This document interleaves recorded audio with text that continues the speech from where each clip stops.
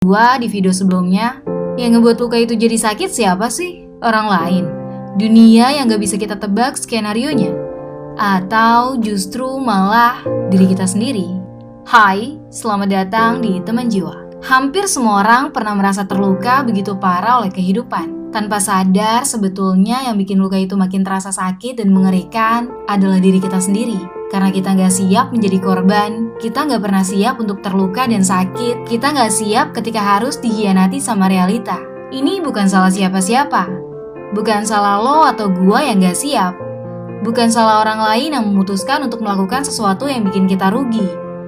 Ini bukan salah siapa-siapa. Dunia memang begini. Kita semua selalu pernah ada di titik nol, di mana tingkat waspada kita lagi gak ada. Kita ngerasa aman, waktu dimana kita udah percaya dan menyerahkan semua ke orang lain, ke semesta. Ketika pada akhirnya kita ngerasain ketidakadilan, itu bukan salah siapa-siapa. Gua mau lo gak tersiksa karena berusaha nyalahin sesuatu, tapi itu tetap gak ngubah apapun. Semua udah terjadi, terima itu sebagai bagian dari hidup lo. Itu juga sebuah proses untuk tumbuh. Kehilangan, rasa sakit, kecewa, sedih, marah, terluka, itu sama berharganya seperti rasa senang, bahagia, bersyukur, tercerahkan, penuh semangat. Lo harus ingat, lo masih tetap diri lo sendiri.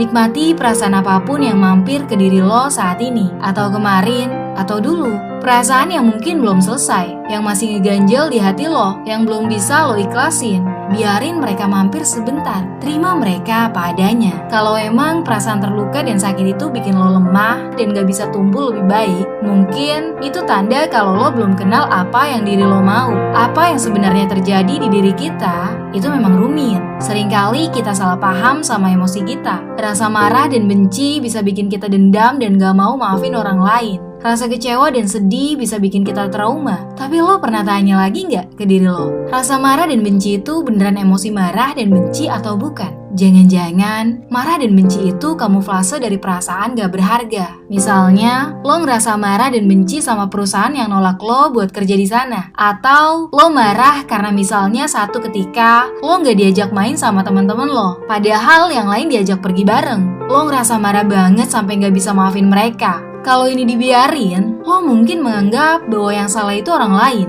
dan lo adalah korban. Padahal, di lubuk hati lo, sebetulnya bukan emosi marah yang membuat lo gak bisa maafin orang lain, tapi karena lo ngerasa gak berharga, lo ngerasa tersisihkan, lo ngerasa jadi orang asing yang gak berguna. Perasaan terbuang dan gak berharga ini, kalau gak lo sadari dan gak pernah lo ajak ngobrol, bisa bahaya banget. Dia bakal terulang lagi dan bakal menyiksa lo seumur hidup tanpa lo sadari. Termasuk misalnya, lo kecewa sama realita, sedih banget karena kehilangan atau ditinggalkan. Perasaan begini bisa bikin lo trauma, takut banget, dan jadi gak percaya sama orang, gak mau menjalin relasi baru dan seterusnya. Padahal, jauh di dalam hati, lo mungkin bukan takut ditinggalkan. Bisa jadi, sumber emosi lo itu malah karena rasa bersalah. Lo ngerasa bersalah karena gak cukup baik buat dia sampai dia ninggalin lo. Meski sejujurnya, gak ada orang yang sempurna untuk apapun.